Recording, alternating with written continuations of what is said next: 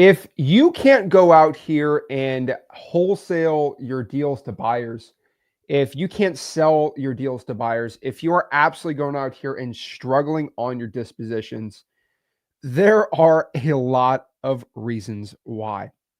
But more importantly, it is not because it's not because your deal sucks.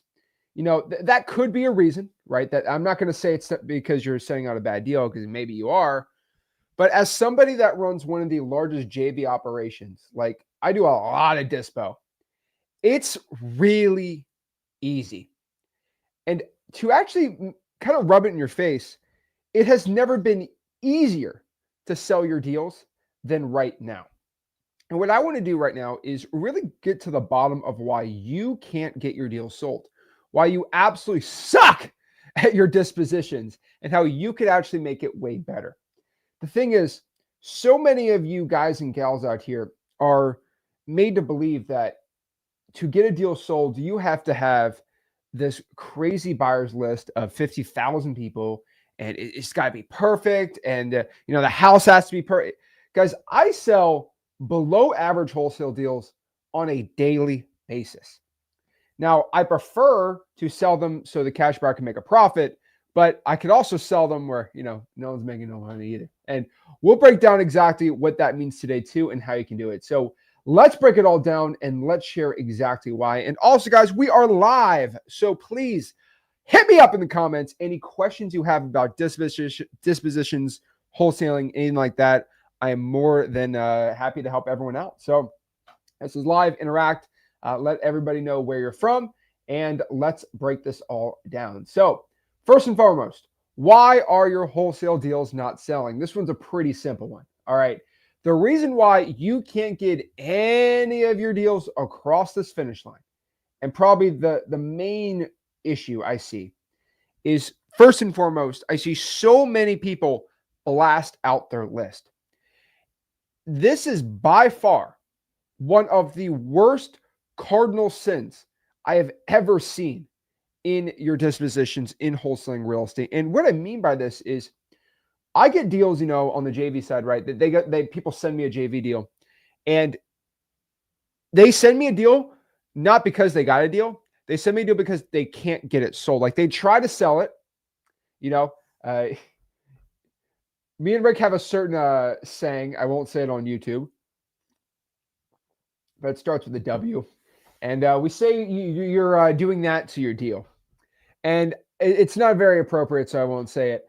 But we have a saying like that. You're basically passing around your deal. And there's a law of supply and demand with wholesaling deals. And I'm not trying to be weird or anything about it, but like, what I'm basically trying to decipher here for you is, if there is less of something, there's more demand, and there is more than something, there's less of something, there's more demand, and there's more of supply, then demand goes down. And what we mean by this is, if you have a deal and everybody knows that you've tried to send it around, it's less interesting than this opportunity of a lifetime, right? You think of how people get scammed at gas stations, right? I don't know if you guys ever heard of gas station scams. They happen all the time. It's always hey, I have this opportunity for you, and this is like a now or never situation. And these gas station scams used to be like, oh, we got these speakers, they're worth $5,000, but I'll just sell them to you for $300 right now. I just got to get out of here. And a lot of people, and then they're like $50, speakers. And the thing about it is, it works a lot because it's an opportunity, and nobody else has this opportunity except for you. Because you could put it on eBay and then no one's going to want it, right? And so the thing about this is, a lot of you guys are treating your wholesaling deals like this, and it absolutely breaks my heart. Guys, cash buyers don't want to be in a bidding war. I know this is contrary to popular belief, but your cash buyers don't want to be in this bidding war. They don't want to be the 40th person to go and try to bid on the house. Most real estate investors and cash buyers actually make money in this industry. This is a terrible idea. They don't want to do any of this stuff. You don't make any money doing that, right? And usually whoever bids the most loses out. So that's a very, very bad idea. And I don't think that's a good idea at all. And so cash buyers don't want to be in a bidding war. That's something I can tell you, right? They want to make moolah. They want to make that money. And the thing about making money in real estate is most real estate deals where there's a good profit, right, are always on hidden opportunities. What I mean by this is most good real estate deals, you are single family wise, right? You are bought off market, not on market, because it's an opportunity that you have the unfair advantage of. The thing is, if you blast out a deal to 500 buyers on the list, and first and foremost, your cash buyer is going to see it and say, oh, wow. So 500, thing is, if 500 other investors don't want this, I don't want it either. You got to think of luxury items, right? So think of like a Louis Vuitton. Why do people want to buy a Louis Vuitton? Because other people think it's cool.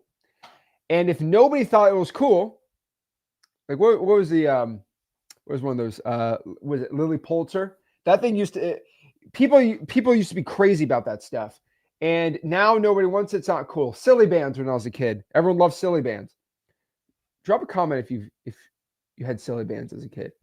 But everyone wanted silly bands because everyone thought it was cool, and then the trend died off. Thing is, if I'm a real estate investor and 500 other real estate investors didn't want to buy at that price, do you think I'm going to be that idiot to buy at that low? No.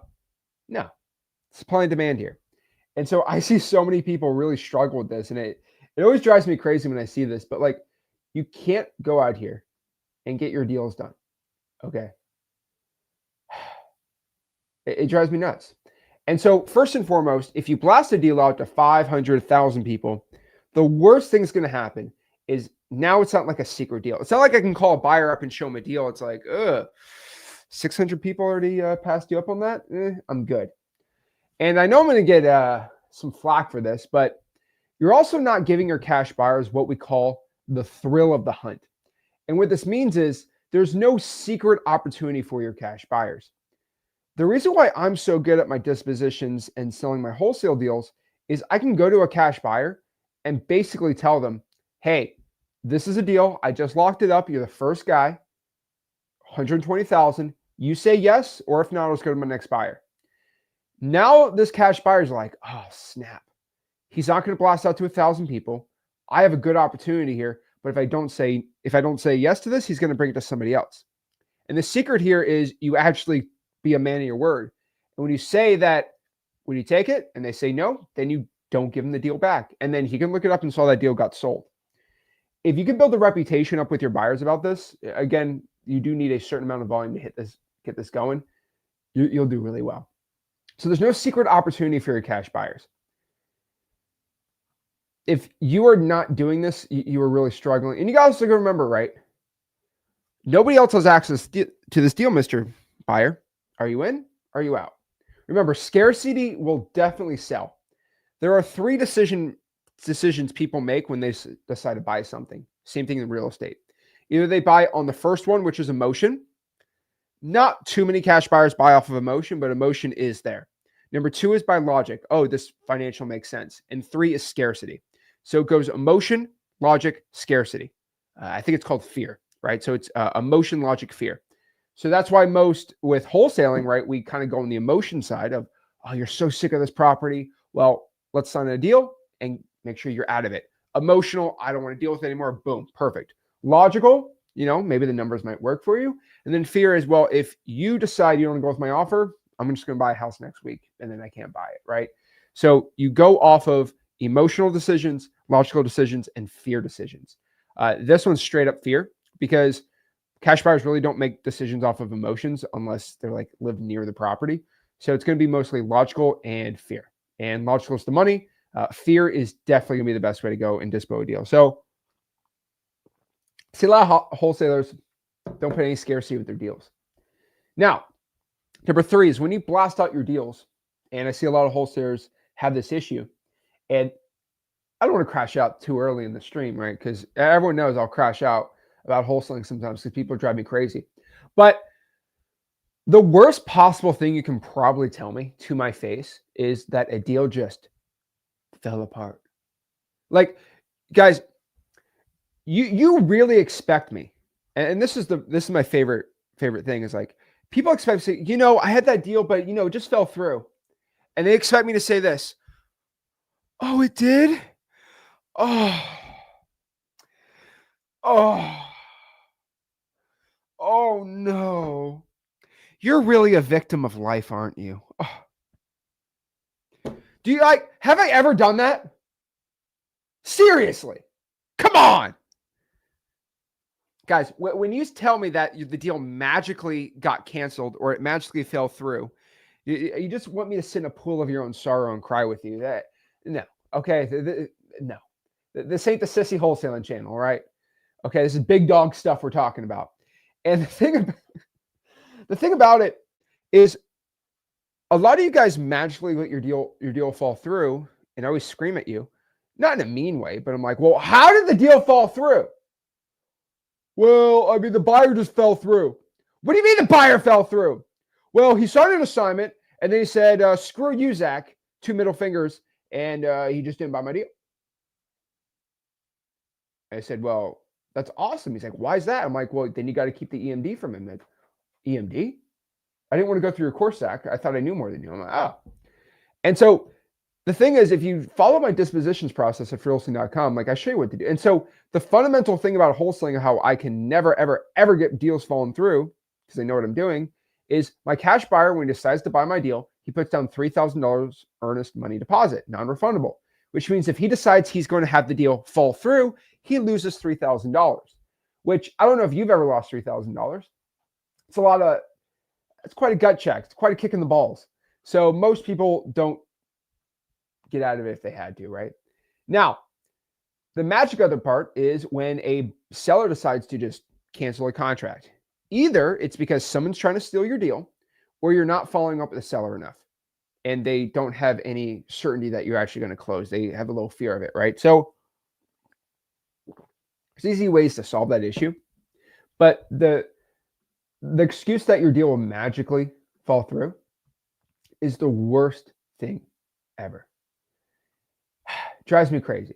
And so the one thing I can tell everyone is when you blast your deal out and you put the address, the pictures, the photos, you're basically putting a big idiot sign on your head. It says, steal me. What I mean by this is if you take a deal out and you say, oh, it's worth 200, I'm selling it for 200 grand. You're basically saying, steal me. And what I mean by this is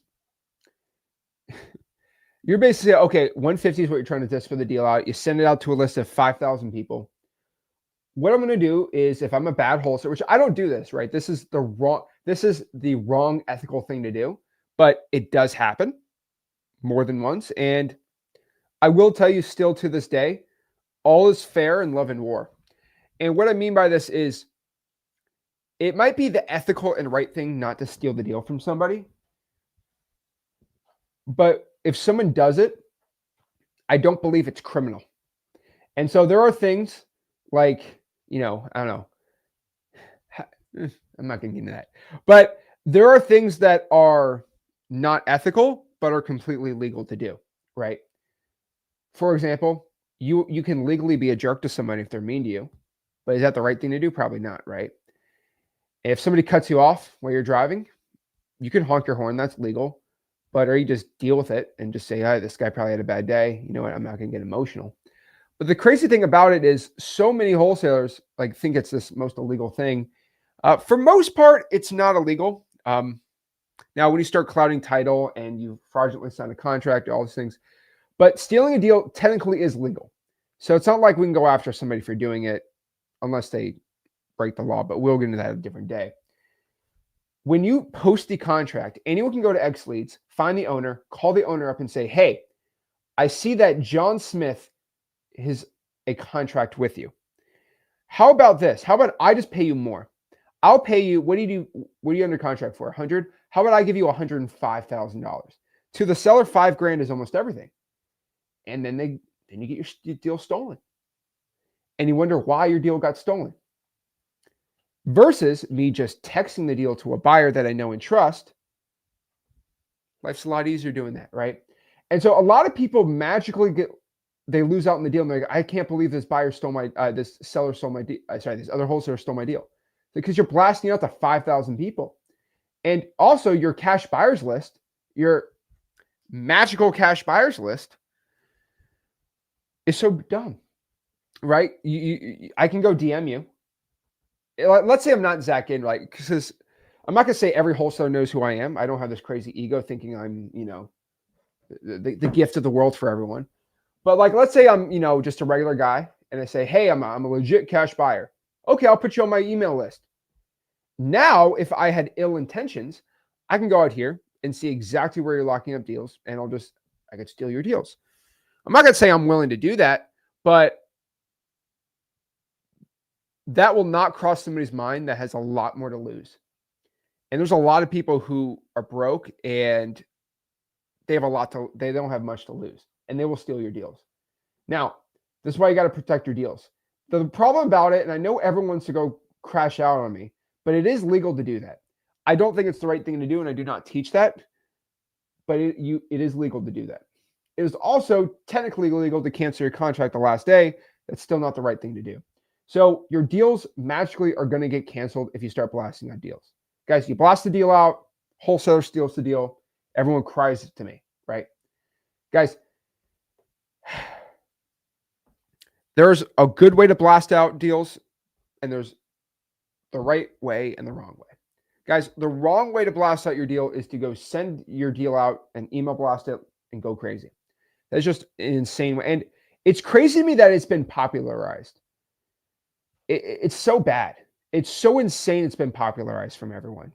And that's why XLeads does not have a wholesale deal marketplace. I believe if you do that, you should hide the address, maybe show pictures, but JVs are a lot better. The cool part is if I send a JV and you screw me, I can sue you, right? That's why I believe in JVs a lot. Stealing a deal, you can't. So texting and email blasting works really well if you look for buyers. So I tell everyone, right, you can go do we have the EOG course inside of wholesaling.com. We can send thousands of emails a day. You can do that for cash buyers. Pull a list of cash buyers at XLeads, send 5,000 emails this month and say, hey, you're looking to buy any more real estate deals? I'm a wholesaler. That's fine if you convert that into your CRM as a buyer, and then you magically go out here, vet them, qualify them, and then send them deals, right? Guys, here's the flow of how your disposition should go. Wow, that rhymed. I didn't even want it to rhyme. But that's just how good my flow is today. Here's my dispositions flow. Okay, number one, we start with a call. Call our buyer. Hey, I have a 3-2, 4,000. No, we have a 3-2, 1,400 square feet in Riverdale Hills. Are you interested in buying this deal? I don't even give a price. I'm first asking him if this is within his buy box and saying, you're the first guy I'm calling. Here's the problem. Most people just magically give an address and they'll go give they'll throw it all out. I like to make sure first and foremost that it's within their buy box. If it is within this buyer's buy box, they might say, I'm not looking for 3-2s. No big deal. Perfect. You don't want them to swing and miss on purpose. And so if they say, yes, I am looking to buy a deal over there, perfect. You kind of trap the cash buyer by making sure that they first tell you that it's within their buy box. Let me tell you why. Because if you trap them and you send them the deal and they say, I don't want this deal, there's only one reason why you don't want that deal. You said you're looking for 3-bedroom, 2 baths that are good rental properties in this neighborhood, and I send you the deal. We're live. Why would a cash buyer not want to buy that deal? Please let me know. Guys, let me know in the comments. Why would a cash buyer not want to buy that deal? He said it says within his buy box. He looks at it, he says no. Why would a cash buyer say no? There's only one reason. It's price. Price. And here's the best part about it, right? You can't change the house, right? I can't change a 3-bedroom into a 2-bedroom or a 3-bedroom into a 5-bedroom as a wholesaler. Construction-wise, sure, we can do additions, but I can't go out here and change the actual fundamentals of the deal, right? I'm not going to change it from an asphalt roof over to a concrete tile roof. I physically can't do that. But what I can do is I can always change price. That's the cool part, which means I still have an opportunity to sell it. Now, if the buyer doesn't want to buy based on price, then we can go out here and get a price reduction. Cha-ching! Cha-ching! Easy, right? But the problem is, so many wholesalers still to this day don't even know about this because they just send the deal, says no, and then you just say, oh, okay, whatever. And you go, oh, okay, whatever. You just sit in a corner and cry. So stupid. It's so stupid because then just get a price reduction. Why is everyone so afraid of a price reduction? If you locked it up for too high, you locked it up for too high. Don't sulk about it. Okay, but what you need to do though, and so let's go back here, right? So you send them the email and then you call them back and confirm that if they're in or out on the deal. Because I'm going to send it to another person if you're I'm not blasting this deal out. Are you in or are you out? They say no, you go to the next one. But you have to ask them why they're out. And usually it's never because of the buy box, because of the price. Okay, it's a trash deal. Got it. I'm trying to dispo this at 200. What price works for you? 180? Okay, great. Well, if I get a price reduction and let's say I can lock it up for under 180, would you take it at 180? Okay, I'm going to try my best, Mr. Buyer. Now I verbally got him to commit to the deal at 180. Boom. Now I'm not going to struggle selling my deal. I just have to do a price reduction, which sucks. We're going to talk about that. It sucks to do, but you still can get the deal dispoed. You just have to confirm why they don't want to buy the deal, right? So again, why? It's not in their buy box. Well, we call them up to confirm the details were in the buy box. Then number two, well, why is it not working? Well, you get a price reduction. How do you get a price reduction? Hey, Mr. Seller, I was talking to my partner, Todd, and he told me because of the roof and the flooring issues and some of the mold, we are going to have to do a little more repairs than we thought. So we're going to have to update the agreement to $160,000. What I'm going to do is send you over on email right now. Let me know when you see it. Now, that's the way I do my price reductions. So let's say I talk to my cash buyer, Todd, and he says, I can't do 200, I have to do 180. I say, why? He said, well, because of the roof, there's a lot of mold on the property, and I believe I have to replace that bathroom. Okay, great. So his reasons why, I'm writing this down, and then I go back and I tell the seller that. And what I do is I don't go this, and this is the worst part. Okay, this is the worst thing you can do to a cash buyer. Sorry, the worst thing you do to a seller. Actually, cash buyer too, but this is the worst thing you do to a seller.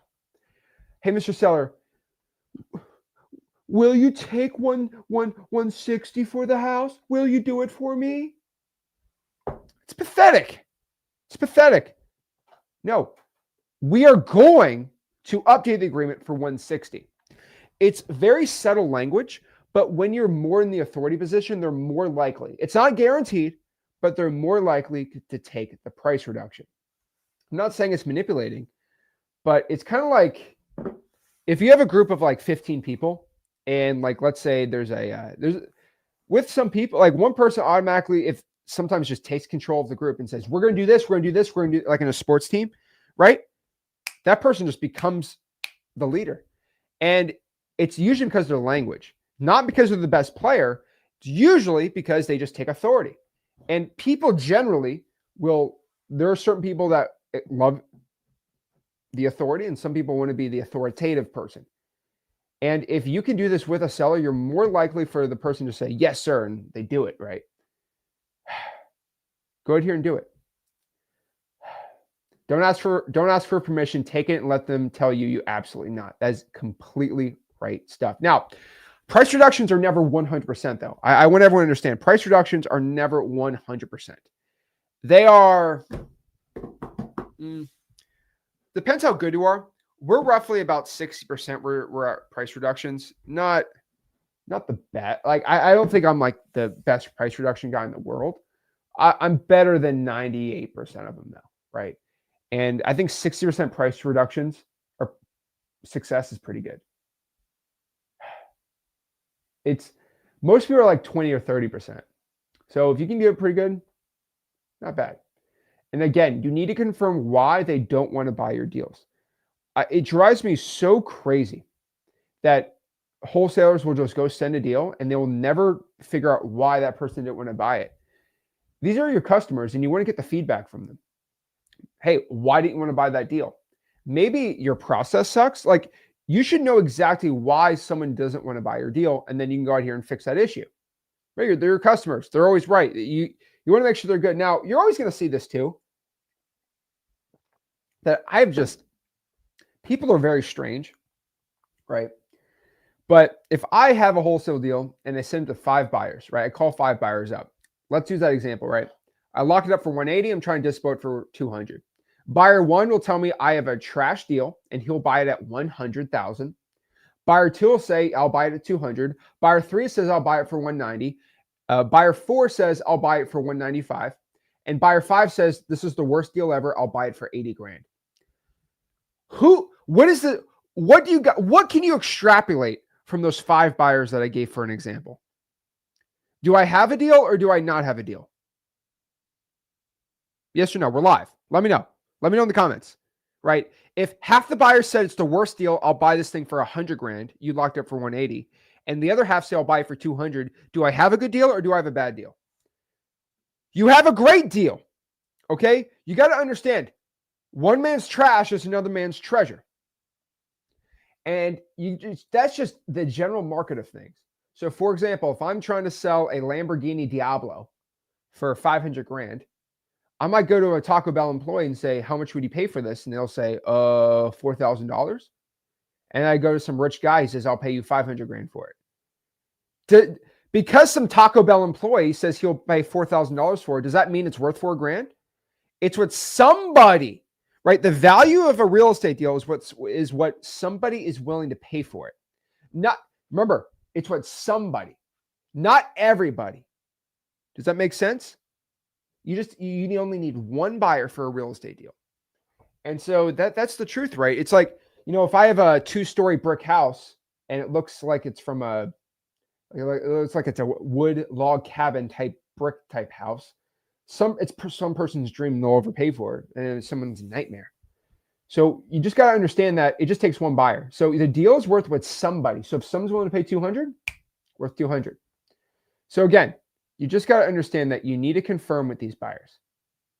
Now, again, you just have to go out here and send it to your buyers.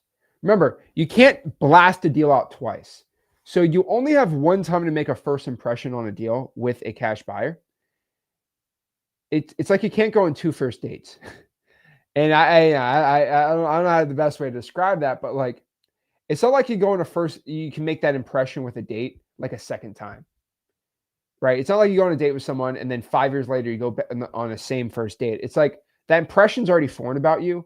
It's going to be a lot harder for someone's perceptions of you to change.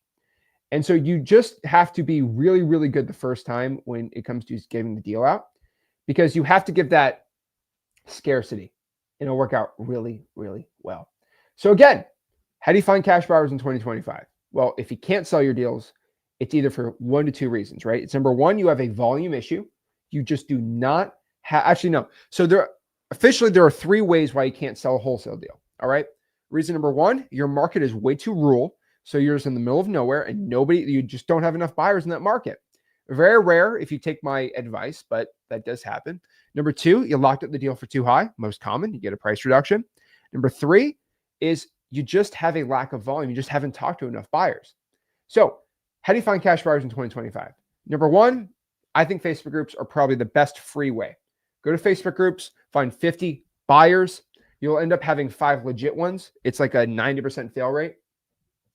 It sucks, but make sure they're actually buying deals. Look on my next leads. Make sure they're actually buying properties. Look up the deeds. See if they signed them. You're good to go. Number 2, Zillow and the For Rents on the market. For Rents too, but Zillow For Rents too. Call up people that are listing the property for rent, seeing if they're looking to buy any more rental properties. It's really easy. Like, it's a joke. Just go out here and do it. It's pretty simple. Number 3, can't you reach out to realtors that are the buyer's agents to a lot of stuff? Just recorded a video on Friday. So it was really cool. I was calling realtors and just seeing if they represented these cash sales and seeing if they had any cash buyers. And they said, yes. I said, I'm a wholesaler. Do you work with wholesalers? I said, yes, of course. And then half of them said, what's a wholesaler? And I had to explain myself. But it was really good content and just explaining that the realtor might not know who I am, but I can speak realtor language. And realtors only speak money. That's the language they speak. And as long as legal, they're okay with it. And then number 4, my favorite way is X Leads. Obviously, go to xleads.com. You can go into investor leads, pop up the top flippers, top landlords in the area, and they're all skip traced. Call them up. You're good to go. Cha-ching, right? But the thing about it is it's really simple to find buyers. Like, it's the easiest time ever to get them done. Right? I think everyone should just go to X Leads, find the buyers. You're good to go. You literally, if you even have the basic plan, just go to cash sales, skip trace right there, call them up, you're good to go. But the problem is most people are just so afraid to talk to enough good buyers. And the thing is, a lot of people think that there's like magic dispo options. If you are in a like massive city, right? So if we go to the top 10 metros in the US, okay? So let's look at the top 10 metro markets in the United States of America, okay? New York, LA, Chicago, Dallas, Houston, Miami, Washington, D.C., Atlanta, Philly, and Phoenix. Those are the top 10 metro markets, okay? All right, those are the top 10 metro markets. Outside of those 10 markets, there is a finite amount of cash buyers, usually. What I mean by this is there is not 6,000 cash buyers you can just choose from. And what I mean by this is, like, it's, how do I say this the right way? It's not like you have an unlimited pool of buyers. And so if you start burning all your buyers in, let's use Macon, Georgia, for example, there might be 200 to 300 legit cash buyers in Macon, Georgia. At most, probably way less. Like 300 legit cash buyers that will buy your wholesale deals. They're okay with like the whole gambit, right? Including realtors, title companies, stuff like that, right? That means if you just start being the boy that cries wolf and you send really bad deals to these guys and gals, they're never going to take you seriously and you're done. And so it's really important just to get on the phone with all these people and start building relationships with all your legit buyers. Now, if you're in Dallas, if you are in, I guess Phoenix, you can say too. If you're in Houston, right? There are so many buyers. Like, you can kind of play that game, but it's very hard to play that game in like Dayton, Ohio. Okay. It's very hard to play that game burning buyers. And so what you need to do is send deals to buyers where they'll actually make money. This is a very foreign concept and probably a concept not a lot of wholesalers really understand. But you're supposed to sell your wholesale deals so the cash buyer actually makes money. Because when they make money from you, it's like crack. They're going to come back. And what I mean by this is it's always like running a pizza shop. I always call it like a pizza shop. Yeah, if you skimp on the ingredients and you try to make the most money per slice of pizza, you'll make more money. You'll make the most money per slice of pizza, but you'll make less money because someone eats that pizza and say, "Oh, this is terrible," and then they never go to your pizza place. But if you don't cheap out on the ingredients and you actually have a really good pizza, like highest quality, best one for a decent price, you're going to have customers coming for life. All right. A couple of pizza places near me, really, really good stuff. Oh, always go there because it's always good. And then I try a new place. It sucks because they try to cheap it out. Not good. All right.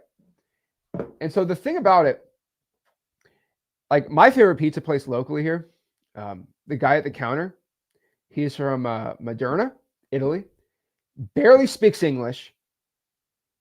And he just nods his head usually. And it's the best pizza ever. He like, the whole family's Italian, right? They don't know much English.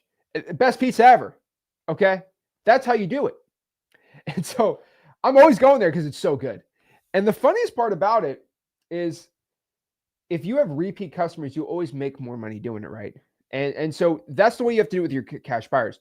You want to make sure that when you send a deal to your buyer, they're like, wow, this guy's great. And the best part about that is inevitably, and I'm going to say this, and a lot of people really get upset when I say this, but I don't really care. Inevitably, when real estate market will crash one day, and it will crash 20, 25%. I can almost guarantee it within the next 100 years, there's going to be a year where real estate goes down 25%, and everyone's going to think the world's going to end. I can almost guarantee it. All right. So the next 100 years, there's going to be a massive real estate crash, most likely. Just telling you the truth. And when that happens, If you have this buyer and you have sent 14 deals to this guy, he makes 30 grand every single deal. And now you have a deal and you're trying to get it dispoed.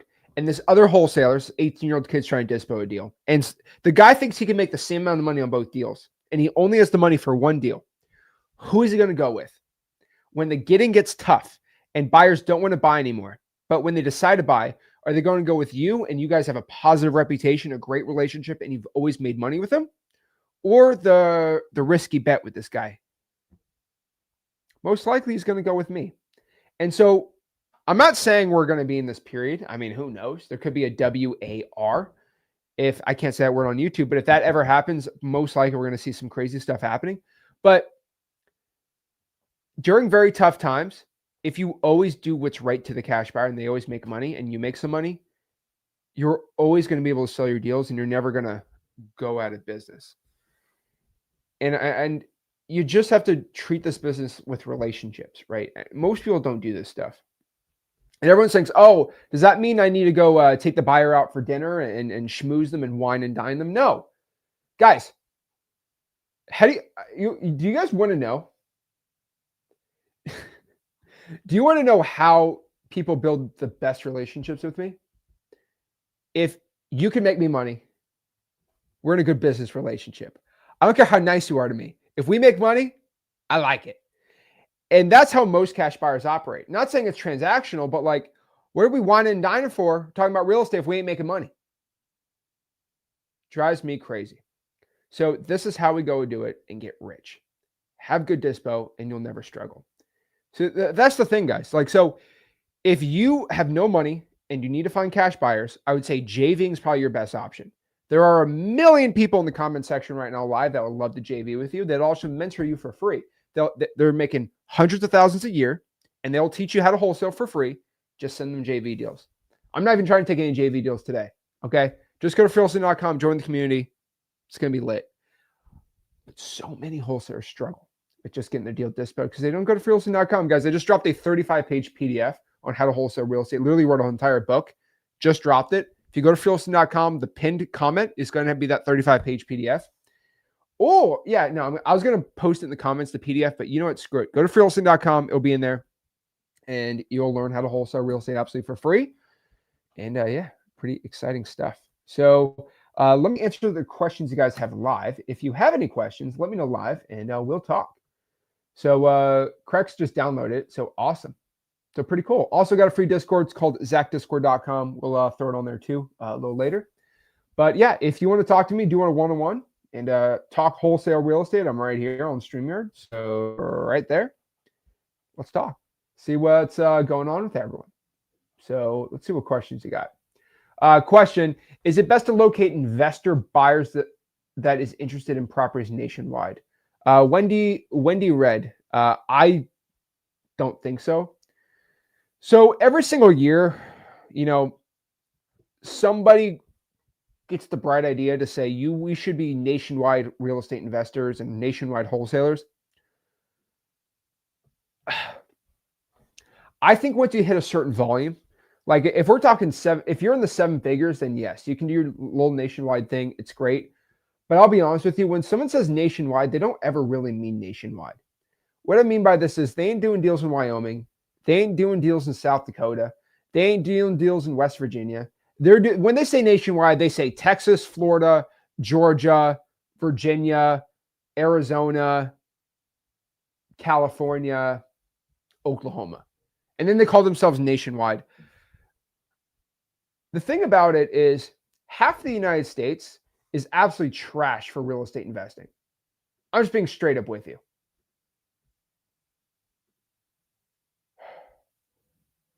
It's disgusting. Like I personally think it's absolutely disgusting because like half of the country is absolutely terrible for real estate investing, and it's really bad for wholesaling.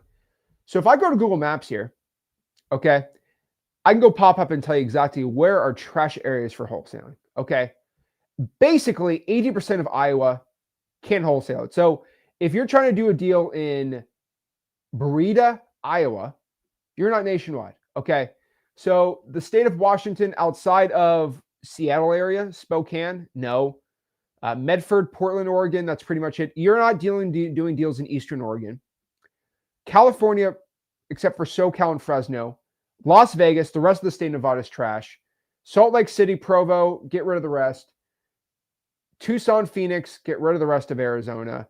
All of New Mexico. Any major metro in Texas. The other areas, no. I mean, nobody's going out here and doing deals in, Russellville, Texas. Okay. Oklahoma City, Tulsa, the rest absolute trash. Wichita, Topeka, Kansas City, pretty much the only good areas for wholesaling in Kansas, right? Lincoln and Omaha, get rid of the rest of Nebraska, right? North Dakota, South Dakota, I mean, you can do deals in Fargo. Rochester, St. Cloud, Minneapolis, the rest are trash. Maybe Duluth. Most of Wisconsin, I wouldn't even touch with a 10-foot pole, except for Milwaukee, really. Areas of Green Bay, maybe. And look, actually, no, you can do deals in La Crosse. Yeah. Okay. Michigan, I mean, dude, like Traverse City is okay, I guess. But like Saginaw, Grand Rapids, Detroit, pretty much that's it, right? Indiana's actually pretty good. I like Illinois, Quad City. Actually, so I'm wrong. Quad Cities, including Iowa, is actually a really good area. So I would say yes to that. West Virginia, trash. Louisville, Lexington, Kentucky, Evansville, Cha-ching. Rest of Kentucky, not good. Clarksville, Tennessee, Nashville, Tennessee. I actually like Tennessee a lot. Northern Alabama, pretty much, yeah, that's it. Mobile's decent, not really that too good. Get rid of literally all of Mississippi. Don't wholesale there except for where Mississippi is good. I mean, you can do Biloxi. That's actually a decent-ish area, right? Hattiesburg's okay too, but like outside of that, I wouldn't really be doing too much. Louisiana, Shreveport's good. I mean, most of the United States, and then I'll be straight up with you, right? Some areas of Connecticut are okay. Long Island's a big no-blow. Outside of Springfield, Massachusetts, I don't really like Massachusetts too much. Worcester, actually like. Manchester in New Hampshire is good. Skip Vermont, Skip Maine. I mean, I literally just most of the United States is absolutely trash for wholesaling real estate. I mean, I'd say half. Maryland's actually decent, but so when you say nationwide wholesaling, I just, you could say Hawaii, Alaska are not even in the conversation, bro. So when I hear people tell me nationwide wholesaling, what they mean is half nation wholesaling. Sure. We can do half nation wholesale, right? And so I think this whole nationwide thing, it's because everyone's really into this nationwide PPC thing. It's crazy, right? Let me show you a statistic, right? And so let me tell you why PPL, PPC is a terrible, terrible,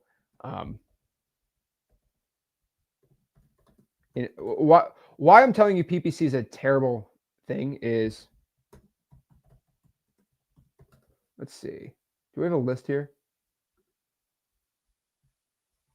Let's do the cost per click for PPC over time on Google. So let's look at CPC inflation.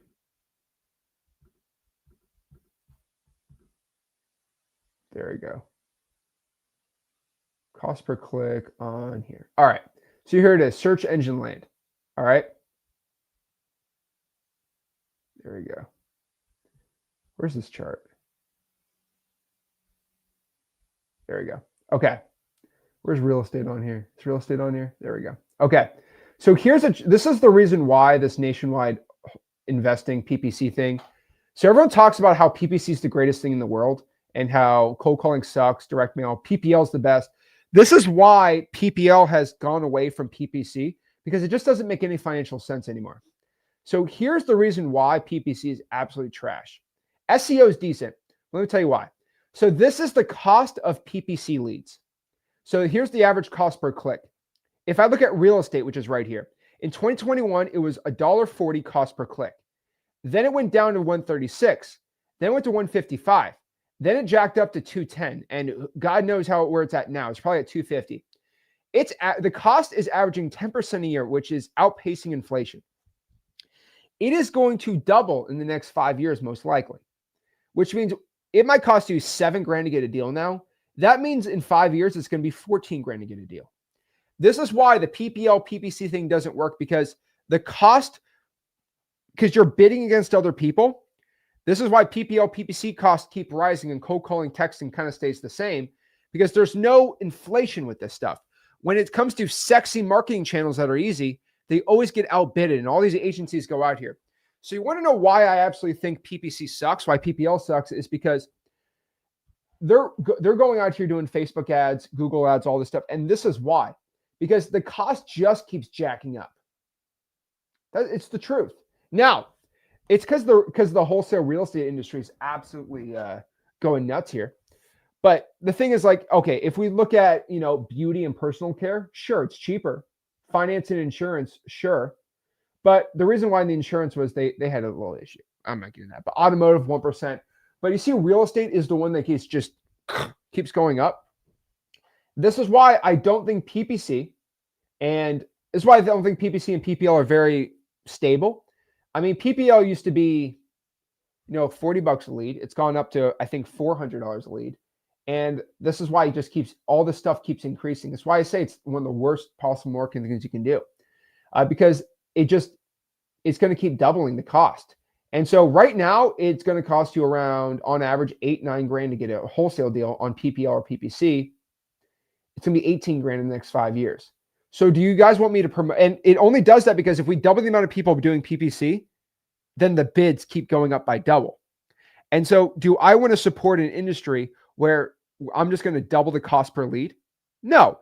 There is a reason why the cost per lead for cold calling and texting and direct mail has always been steady and the same. Do you guys want to know why? Because there's a barrier to entry with these things. The amount of people who are willing to actually cold call or pay for cold calling is leveled out. There is not anybody that is willing to go do that, like extra than what is usually done. So there's a barrier of entry. You actually have to work hard. This is why drawing for dollars, the cost of a drawing for dollars lead is always the same, because there's only a certain amount of people willing to actually have the balls, the courage, and to work hard to drive for dollars. And so it's not like we can double the amount of drawing for dollars people, but because the barrier to entry is just money, you just bid that stuff up. It's not like I can pay someone to drive for dollars for me at a reasonable rate. And so that's why drawing for dollars, reverse drawing, like all these marketing strategies I teach are always cost the same, right? And yeah, cold calling high equities are probably going to keep going up, but cold calling government lists, no, because no one's willing to cold call the government list. So the price doesn't jack up like crazy. So yeah, the nationwide wholesaling thing is, used to only do PPC in like, you could only do PPC in San Antonio, but then it got so expensive to do PPC in one market. It's cheaper to do nationwide PPC because it's cheaper, because it's broader.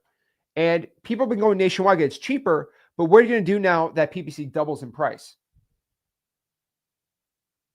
Because if you do a specific market, it might be $14,000 to get a deal on PPC. But if I go nationwide, $7,000. But what do you do when it turns into $28,000 and then it goes into 14? So yeah, guys, the inflation is like, could you survive 14% inflation in any business year over year for like 15 years straight? No, you cannot. And so, yeah, it ain't going to work. So yeah, I really don't believe in those marketing strategies at all. And I have no dog in the fight here. You know why? A lot of people, oh, Zach, you own X leads. So that's why you're saying, no. I have no dog in this fight, because let's say you're all in on PPC. You still need to buy X leads for the CRM, because you need a go high level CRM, and you have to pay $100 a month for that. So I have to use that. And you need a comping tool, X leads, $97 all included. You also need to text your sellers and text your leads on follow-up. You need an e-signing service. So even if you're I would say on X leads, we have a lot of people on X leads that are all in on the PPL side, because you still need the CRM, you still need the e-signing, you still need all this stuff. For $97 is the best deal. And so even if you decide to go all in on PPC or PPL, you still need X leads. So I have no dog in this fight, by the way. I'm just telling you in my heart what I believe. It's the truth. Just saying it. So let's see what other question. Also, if you want to hop on one-on-one, we'll talk right here. And guys, I'm not a hater. If you are if you're doing PPC and you are making 20 grand a deal and you are spending 3 grand to get a deal and you are making millions of dollars, hats off to you. Prove it. Prove me wrong. There are plenty of people do on market that do well. Like that's just what I've found, and that's just my opinion. Ryan, what's up? Hello. Can you hear me? Good morning. What's up, man? Hey, good morning. Hey, Zach. I just What's want going on, bro? to ask you about like two questions. The pre-foreclosures. I know I heard you guys talk about doing pre-foreclosures like as soon as they pop up, and I just had a question. Like, wouldn't it also be like is it also good to like target them like past a few days, like a couple months, like after they go on the pre-foreclosure, just for the fact that they. I mean, I like 30 days because then they're really heavily marketed to. Like it gets a little crazy. Bro, it's definitely up to what you want to do, man. I prefer you don't do that. That's just me. I prefer 30 days because you can pull code violation. There's so many other lists you can pull. So yeah, you could do it if you want, but there's just better opportunities because the leads do get a little stale past 30 days on a pre-foreclosure. That's just what I found. Okay, I had a pre-foreclosure that I let go, and the because I didn't ask all the details, and it got sold out to auction. I felt real bad about that um, because yeah, it just got sold out to auction. I didn't market it as I should have. Bro, there's more than one opportunity out here in wholesaling, dude. I promise you. Don't cry over spilled milk. Yeah, and I have another question. Because you were talking about like certain markets that don't work, and you mentioned like California. Mm-hmm. Like, why is that exactly? That because I feel like there's a lot of properties being sold here in California, and So why does it say Rick in? Oh Lord. Okay, Brian, let me tell you exactly why you're incorrect here, okay? Mhm. So when I operate business on the notion of I know versus I feel. Okay? Okay. So broke wholesalers just go off of emotion and how they feel. I go off of stats, statistics, and facts. And so you might feel in your heart that's a good market, but that's not how people make that's not how you do good decisions, man. Mm. You're supposed to do it by what you know. So, Brian, we're going to take all the feels and the emotions out of this, okay? Do Yeah. you know do you know 100 wholesalers that have done a deal that are doing well in California, Southern California wholesaling? No, just the ones in the Discord. Okay. Just those. Do you know more successful wholesalers in Texas or California that you've seen? Texas. Why? Shouldn't you feel California's bigger? You should feel like they're doing better. Mm. Yeah, I don't know. I feel like because just an example, the guy I saw, Isaiah, I think is his name. I saw his a YouTube video with the other guy. I forgot his name, but he kind of explained his story, and he was just talking about how he was like going door knocking like to these pre-foreclosures. I believe he's And in yeah, Fresno, okay. which is So a market that I like in California. Do you live in Fresno? mhm. Okay. Do you live in Fresno? No. I'm in Chico, California. Do you know any wholesalers in Chico making 50 grand a month? No, I don't. But you feel good about it though, right? But you don't know anyone doing it. Yeah, no. I see a lot of houses for sale, and I'm thinking like, damn, like Brian, maybe. Oh, Brian, I feel like it'd be a really, really good idea to go out here and open up I think it'd be honestly, I think it'd be really, really awesome idea to go and open up an ice cream shop in northern Alaska. I think I feel like it'd go really well. Do you know any successful ice cream stores in the in northern Alaska during the winter? No. No, but I feel like it will do work. Here's the thing, dude. Uh, Don't ever operate in that space. That is the worst way you could ever operate in your life. Okay. okay. Never go out here and operate how you feel. Go off of statistics. Now, there's some things in life you have to, I guess, do off of emotions and feels. But for most of the thing, man, I don't know any wholesalers crushing it in Chico. So I don't think that's a good idea. Okay. And I can tell you, going back on facts have always protected me.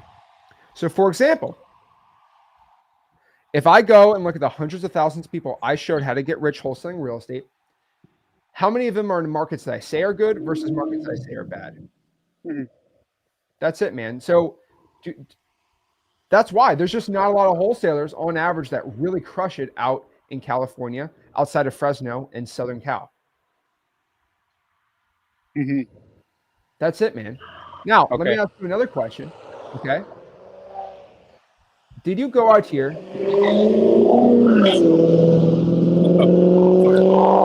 That was the street. Oh, did I go out here? What? That was the street. Dang. All right. So, Was that a Z06? I don't know. that was a Bugatti. That's not, there ain't no Bugattis in Chico, bro. Promise you that. So your statistics of Chico actually match well, but unfortunately, there's just not enough stats really showing that claim. So we're not going to do it. Okay. Like literally, if you go to a market, so you said you've seen other wholesalers do well in freewholesaling.com. Why don't you figure out what market they're in and then do what they're doing in that market? It will work. Mm-hmm. But going out here and feeling like something's going to work usually is a bad idea. Okay. Yeah, I didn't really get much good responses, but I still, I was going off of feelings like, oh no, here in Chico, but I don't like going off of feelings, man. I go off of facts. okay. So Brian, what are we going to do? I'm gonna go off of the markets that are working for other wholesalers. I was doing some markets, but I keep jumping back to Chico. But yeah. What, dude? Here's the truth, man. It would be really nice if your local market was the best market for wholesaling ever. It'd be really nice, wouldn't it? Yeah. That's not the truth. Sometimes Okay. you just have to wake up to reality and understand what the truth is. So do it. Okay. Find a market. Yeah. Okay. Thanks. All right. Appreciate it, Brian. Ray, what's going on? What's going on, Zach? How you doing, man? I'm blessed. How are you? I'm good. I'm good. So I am based out of Illinois, and I've been doing, a little bit of wholesaling here, but I want to go after foreclosures and pre-foreclosures, and they've been giving me a really hard time at the court down here. So I'm going to keep on trying on that. But my question is, my second market is Dallas. So I want to pull the list for pre-foreclosures, and I already have code violations and all that, and I'm hitting those heavy. Good So stuff.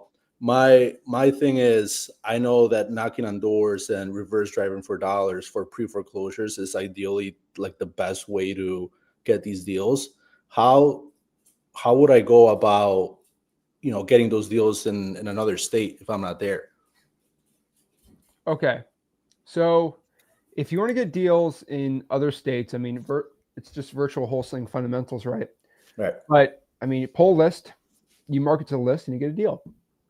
What's the question specifically? So if I don't have the option to go reverse driving for dollars, or Okay. leaving or doing door knocking, so it's just cold calling, would that be just my best option? Cold calling, Text texting, messages, email blasting, digital bandit signs.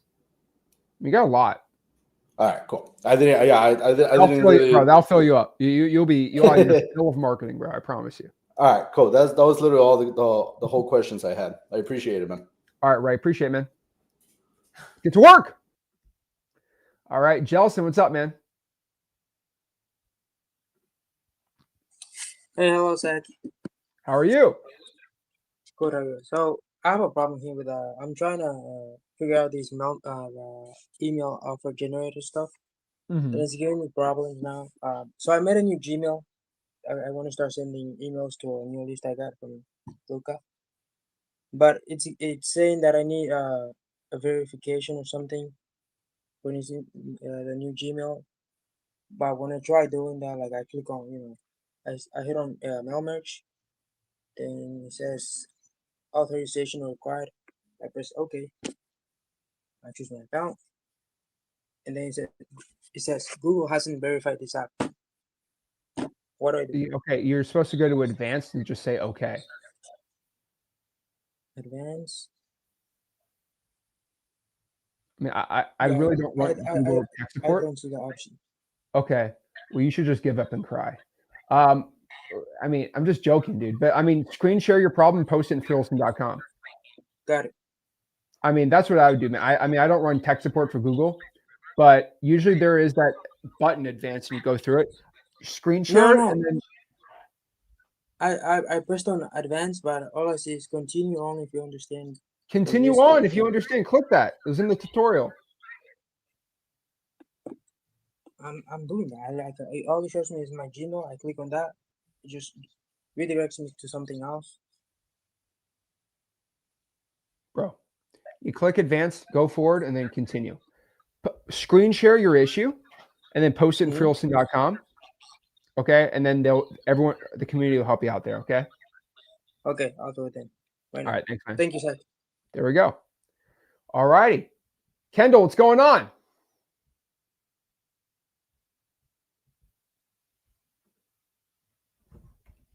Kendall, cannot hear him. Dang it. Joshua. Zach, how's it going? So, are you walking the deal? I've got a deal right now. I see it.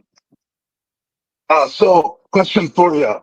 So, I've been dealing with kind of like that situation where like you can't get your deal sold or whatever, and you go out and you talk to the guys and like, hey, okay, obviously this number's too high. Where do you need it to be? Okay, great, you do that.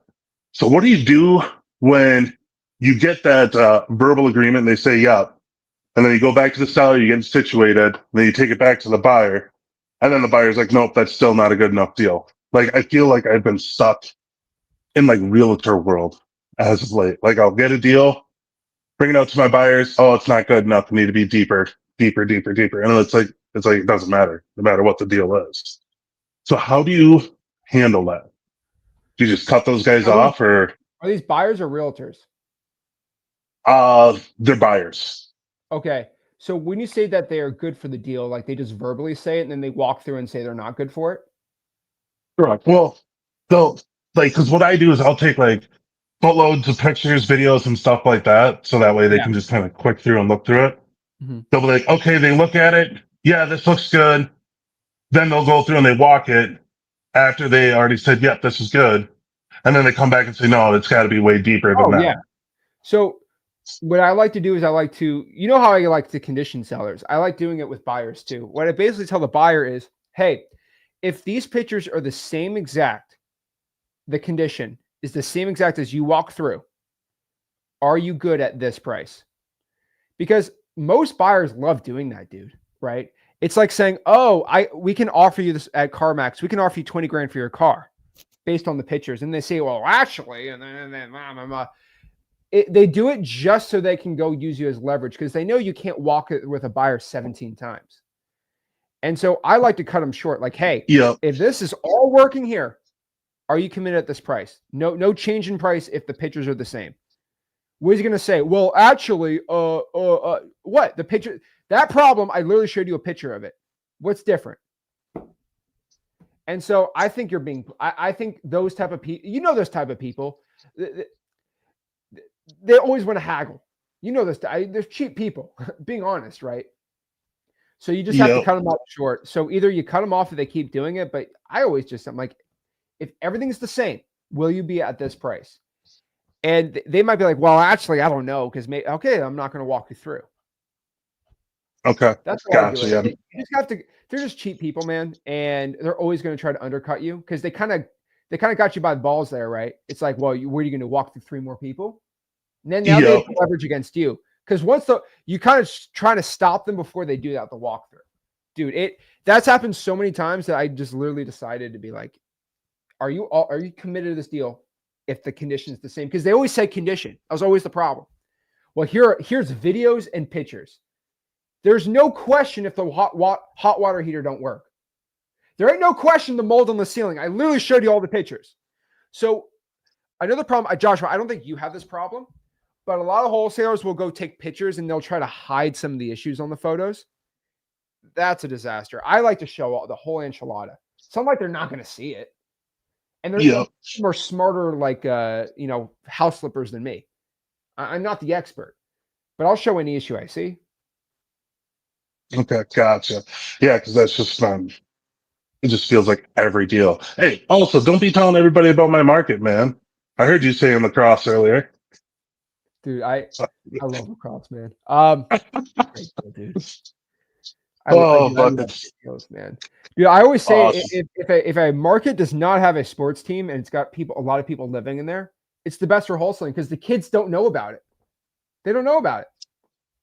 You know, well, we got the lacrosse loggers, man, so we got a sports team, so you guys got to stay away. You don't want to be here anymore. There we go. All right, thanks, man. I appreciate it. All right. Appreciate it, Joshua. I got to tell you how many people said, I'm going to wholesale in Green Bay, Wisconsin. How did you come up with that idea, bro? Oh, I don't know. Get out of here. Get out of here. Most dudes literally, they only care if there's a sports team there. Ugh. Yo, Jay. What's up, Zach? What's up, man? So, I had a couple of questions. I'm actually doing virtually in Fort Worth, Texas. I'm currently doing land right now. Everything is going good with that, but in the meantime, while these other deals is on the process of getting signed and everything, I wanted to do Fort Worth, Texas, but the thing is, I don't have, any leads to buy, so I want to know how can I go with should I go for sale by owners on Zillow, or is it good for me to go do like the probate leads or anything in that county as far as the houses? Because I was looking to close a house on the deal. So Jay, if you're asking me between FISBOs and probates, that is insane. That is insane. It's like asking, would you take a Ferrari or a Toyota Corolla? yeah, I mean, man, dude, the probates all day long, man. You don't seem like a guy that likes wasting his time. yeah, I don't. And I like to get straight to it. so the probate, it's going to take more time to pull the list, get the data, Okay, but you're not going to dealing with people that are just screwing around and wasting your time. right. So you're actually going to be people that when they say they want to sell, they're Mhm. actually like good deals. And so I'm a guy just like you. I do not want to waste my time with people that are, I might want to sell. Oh, dude, no. So probates, yes. Okay. Great. Do it. All right. So how can I go about it? So is it different from pulling it how the videos you showed in that county? Because I know each market is different when you're trying to pull Each a market's probate list. different. Uh-huh. So I would go to the probate court if you can, or go to the clerk of the court, go to the probate records online if you can. What market in Texas are you looking to do? It's Fort Worth, Texas. It's close by Fort Worth? Dallas. Yeah, Fort Worth, Texas. Fort. Yeah. I know what Fort Worth is, man. Okay. My bad, bro. My bad. You're good. I haven't pulled So I know Tarrant some County people up. put Asian. No, so let's see here.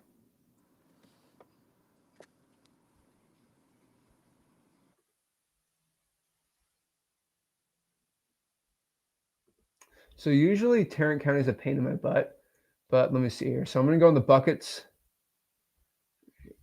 This is so stupid.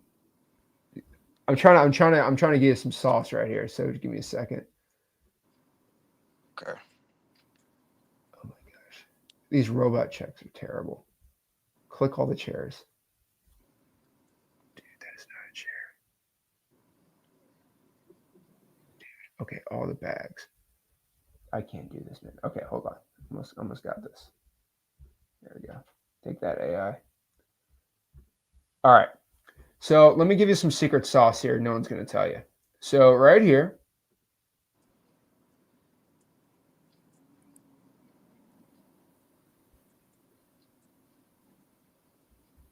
So here's the Tarrant County court search, right?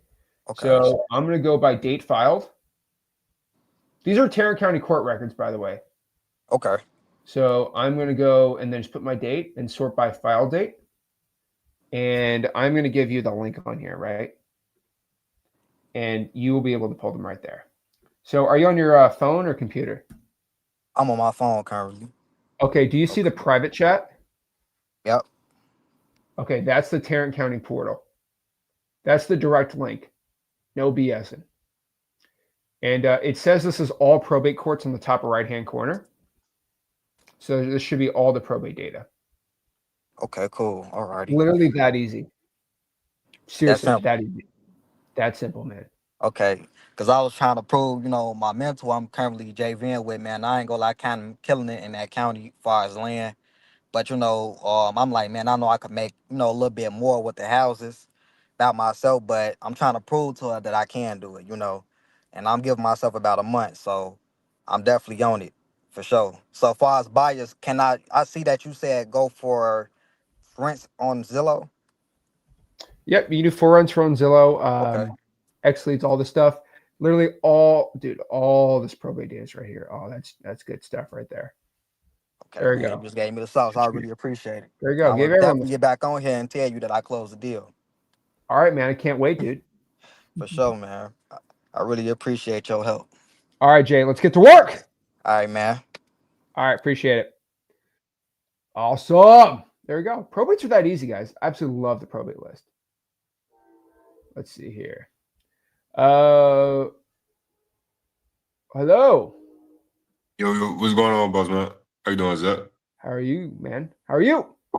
I'm doing good. So I was basically wanted to ask real quick a question so I know basically I heard a couple of times maybe you said something about like the percentage rule, like the 70% rule. I wanted to ask, like, is that always like necessary as far as like say the house don't really need any renovations or anything? Can you like use the 83% rule or like where do you Yeah. have to be?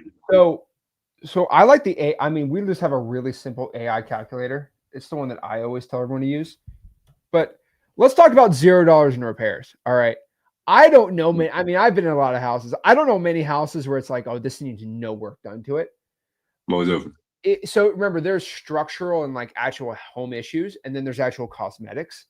So Gotcha. most of the time, it's got to look all nice and fancy, white walls, regular like vinyl flooring, updated kitchen. So those are still cost on there, but it really depends where, man. But I would say there's always gonna be at least 10 to 15 I've always seen in repairs.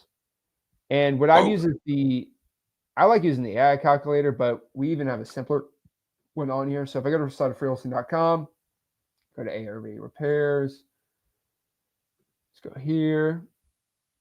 You throw that sucker in here. All right, right here.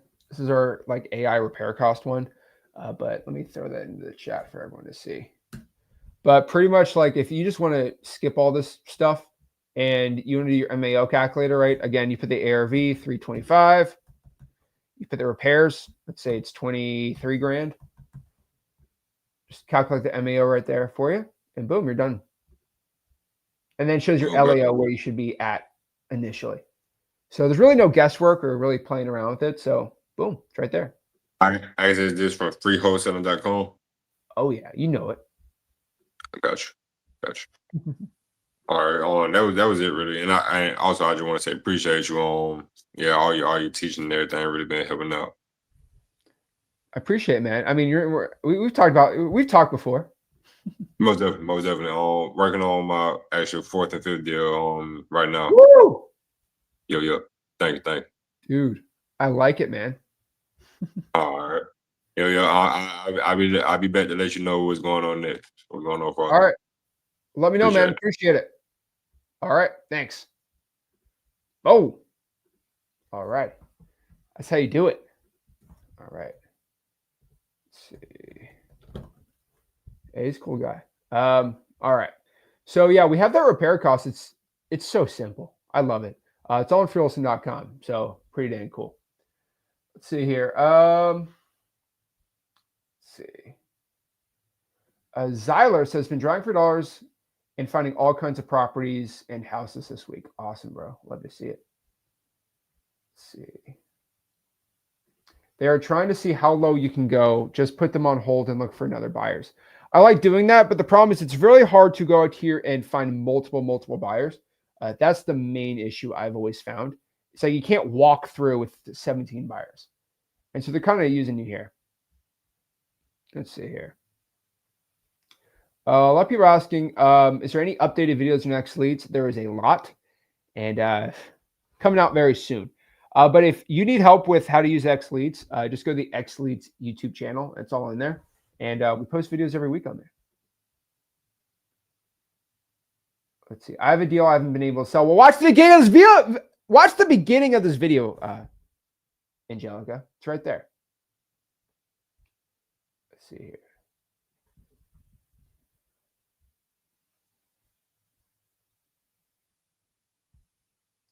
Let's see. Typically, when your partner calls the seller up in the agreement, the addendum, make sure the name is there. We have way too many questions today. Whoa. People submit fake addresses on PPC.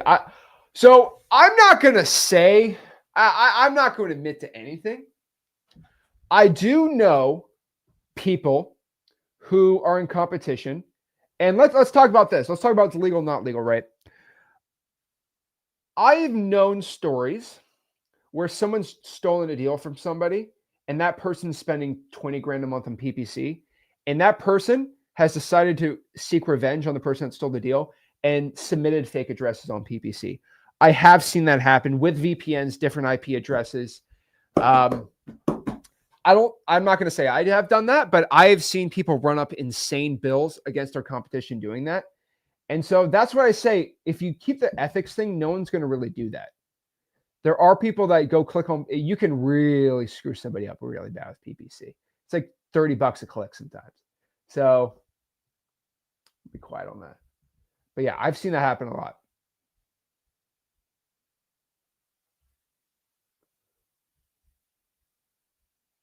Let's see.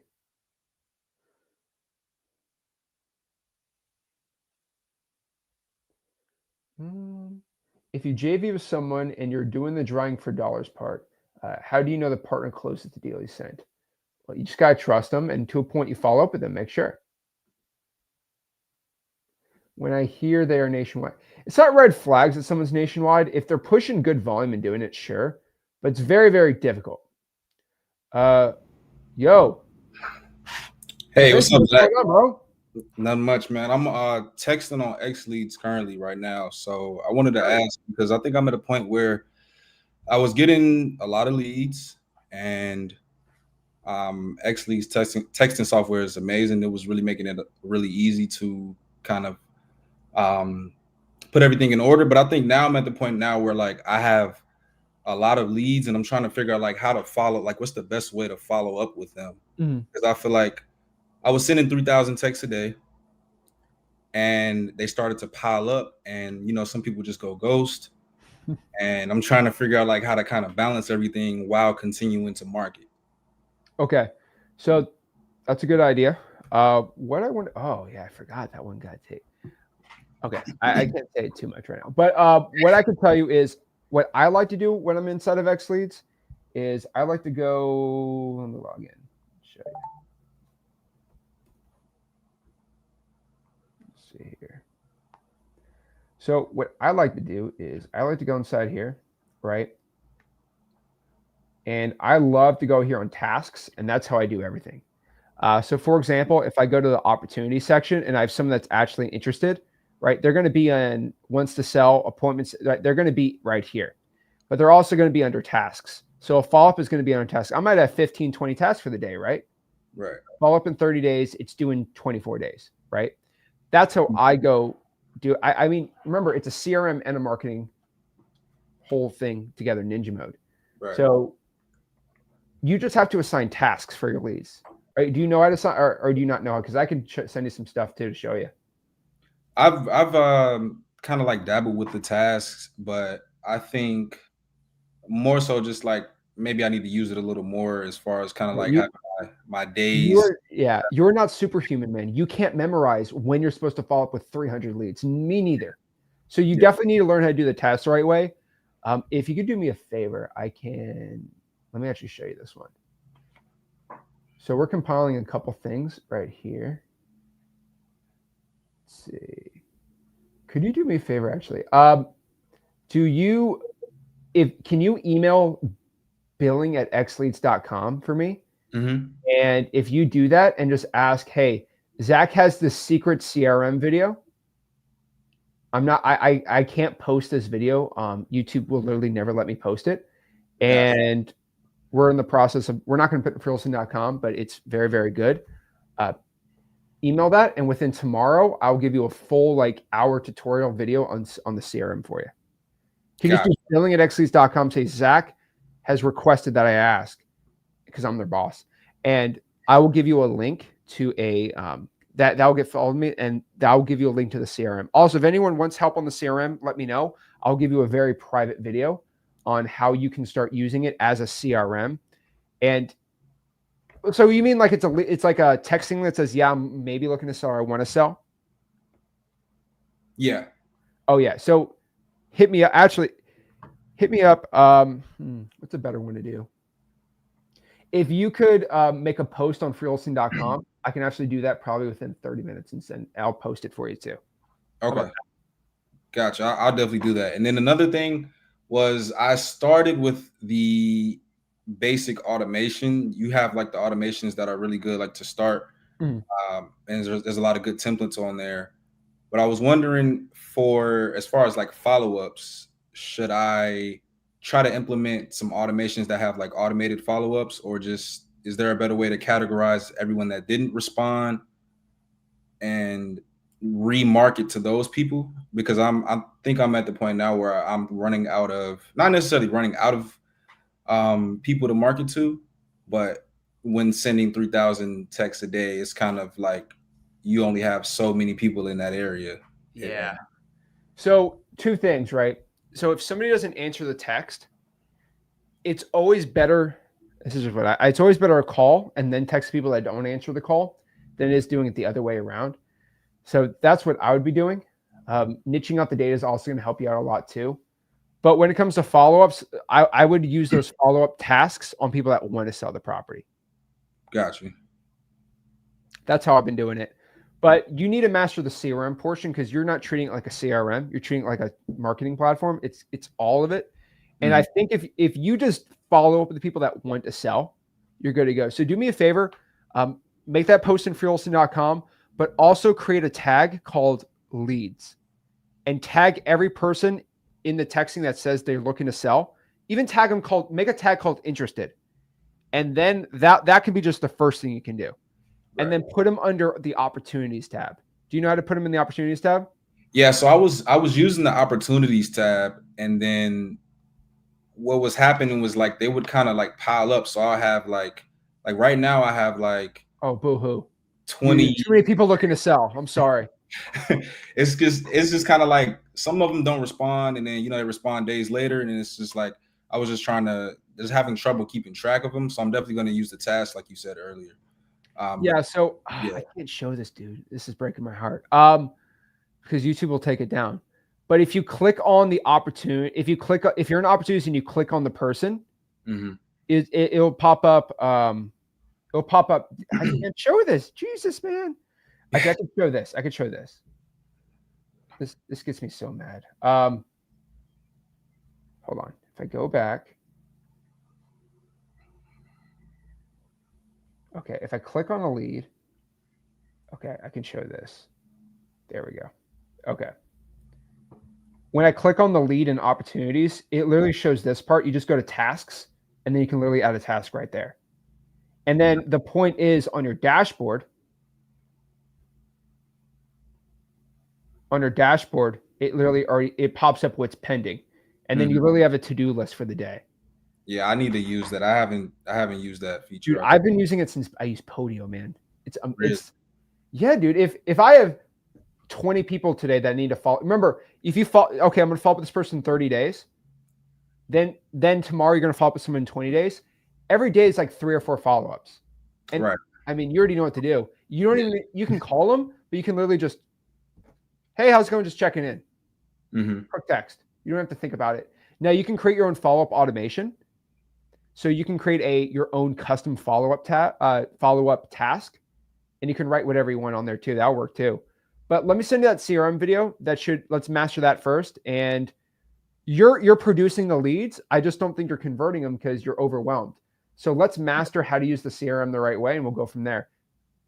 Definitely. I appreciate it. I think that's 100% what it is.